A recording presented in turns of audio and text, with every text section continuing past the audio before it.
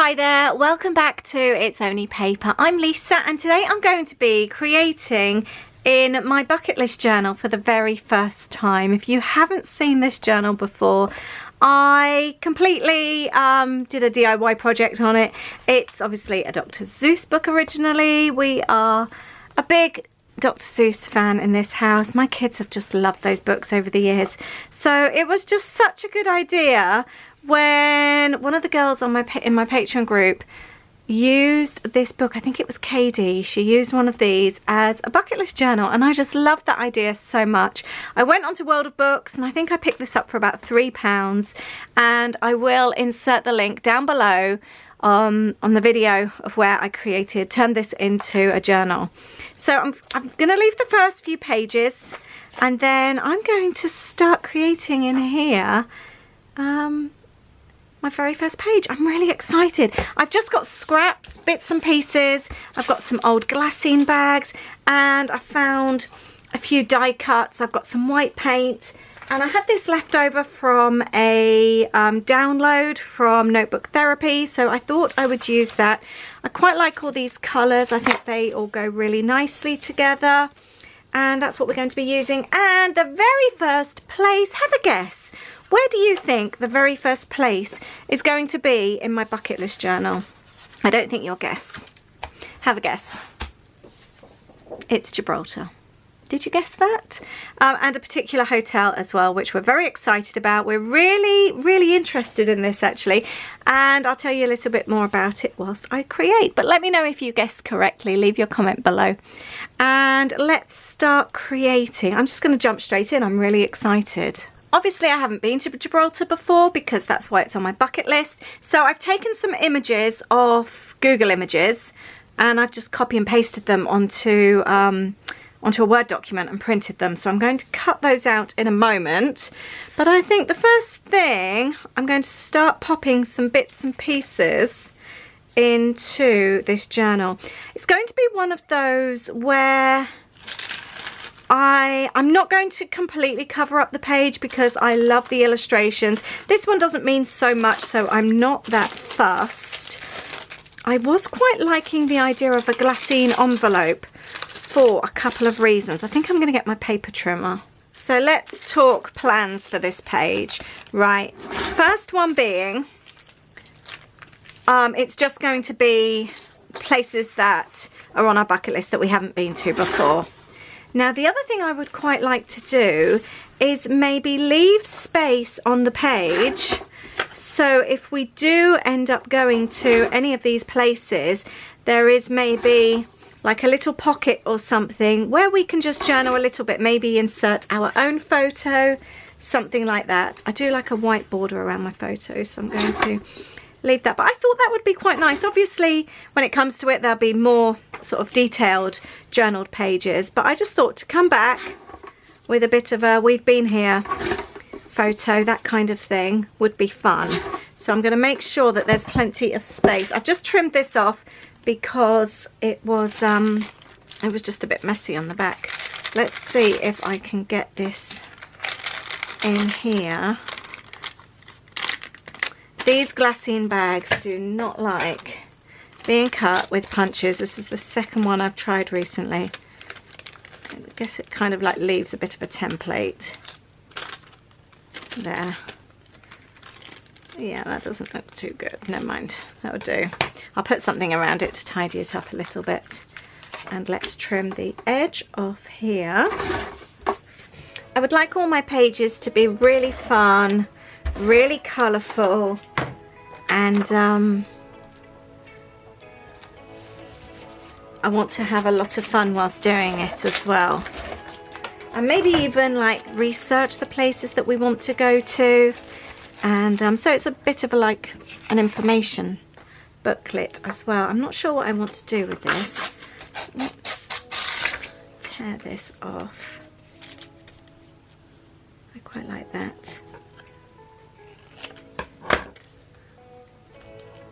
Actually, this could even act as another little pocket.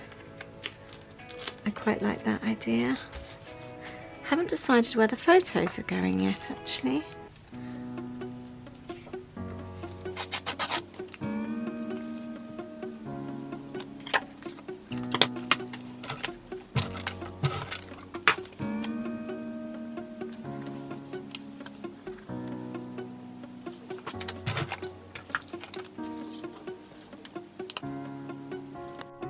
I've just got some really cheap acrylic paint here, and I'm just going to brush that on a little bit just to kind of mute out some of the design underneath.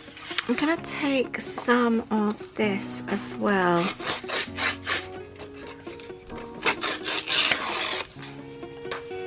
I quite like the idea of, actually, I like that, having it slightly larger than the pink. Let's only stick that on at the side as well. I like that. Let's take this one off. I'm going to do exactly the same there. And once again today I am just using scraps again, nothing new. Just keeping up with what I'd planned this year, and that is to use up scraps. I'm going to pop that there.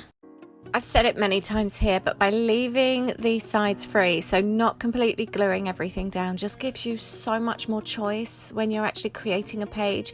Just being able to add things like underneath and add the layers. I just think it's a really nice look, and it's really fun when you're actually creating, just to be adding bits and pieces here and there. I think it looks really good. I find this a really relaxing way to create. I really enjoy doing this. I'm really happy with how this page is coming together, and it's really fun again using scraps. I've been doing that so much lately. You know, when you have just so much stash already and you just want to use bits and pieces up. I do have a scraps basket as well, and now I'm finding that when I want to create a page, I'm going through things and going through old collections and taking out bits and pieces that I've already used, and almost like putting together a little kit of scraps. So making sure that my colours coordinate, making sure that the theme coordinates. So this one today, as you can see, is very travel themed. I was picking out bits purposely that I knew would go on the page, picking out bits in like the pale pinks, the teals with pops of red, and just giving myself a small selection to create with. And then I've got just a few items on my desk in front of me. It speeds up the process, eliminates all the procrastination when you're kind of like thinking, what shall I use? And I just find it a lot easier to create when I've just got a small selection in front of me. It's very satisfying using up die cuts. I do need to go through all my die cuts and reorganize them. Let me know, with regards to organizing your die cuts, how do you organize yours? What kind of storage do you use? And do you organize them in color, in theme?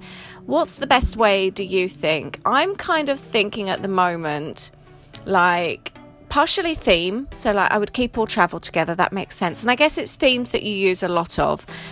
Maybe like nature theme would be a good idea.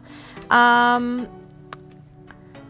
guess Disney for me. I have already got a basket like with maps, that kind of thing. But then I guess tags, keeping tags separate shapes, that would be a good one.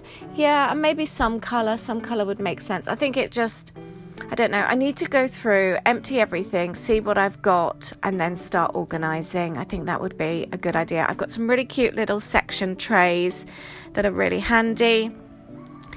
And I also like having a little plate on my desk of bits and pieces as well, like just to pop on, you know, like chevrons and arrows. They're really handy.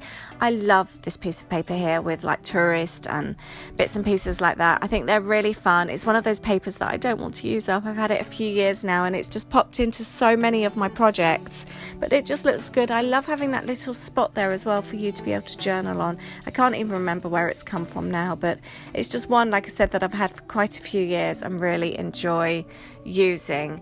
I'm using a long reach stapler here. They're so handy. I use mine over and over again.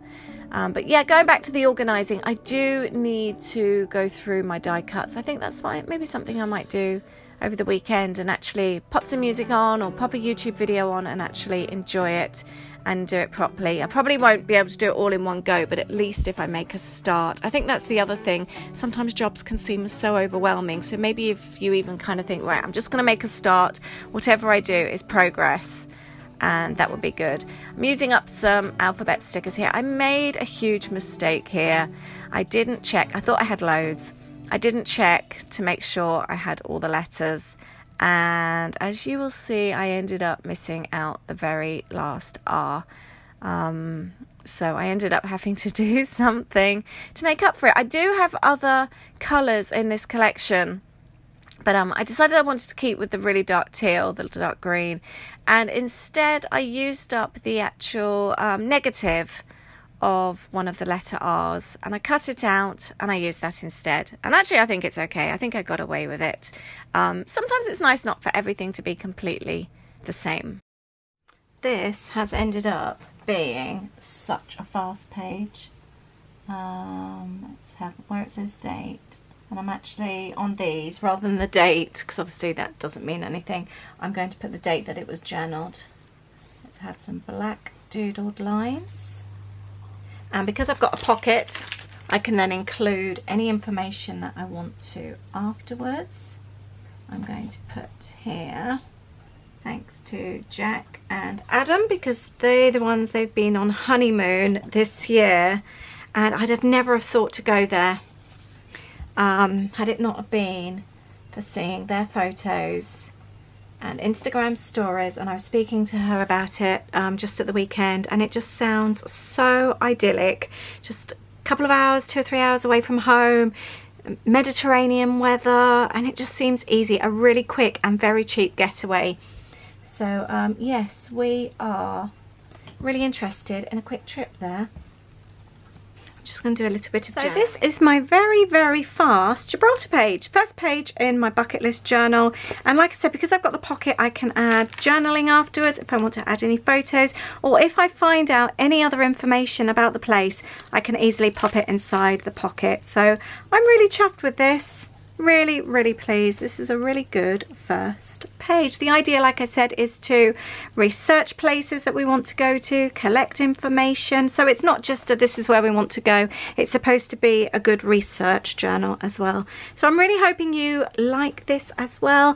And let me know if you also have a bucket list journal. If you do, and even if you don't, let me know what is high up on your bucket list of travel plans. And like I said, if you want to have a look and watch this little journal coming together and being made, I will leave the link to the video below. I think this is going to be really, really fun. And the idea with these pages, they're all meant to be very, very fast. Sometimes you just need a quick fix. Thank you so much for watching today. I hope you've enjoyed this quick video. Leave a comment below. Let me know if you've got a bucket list journal too. Thanks so much. Bye.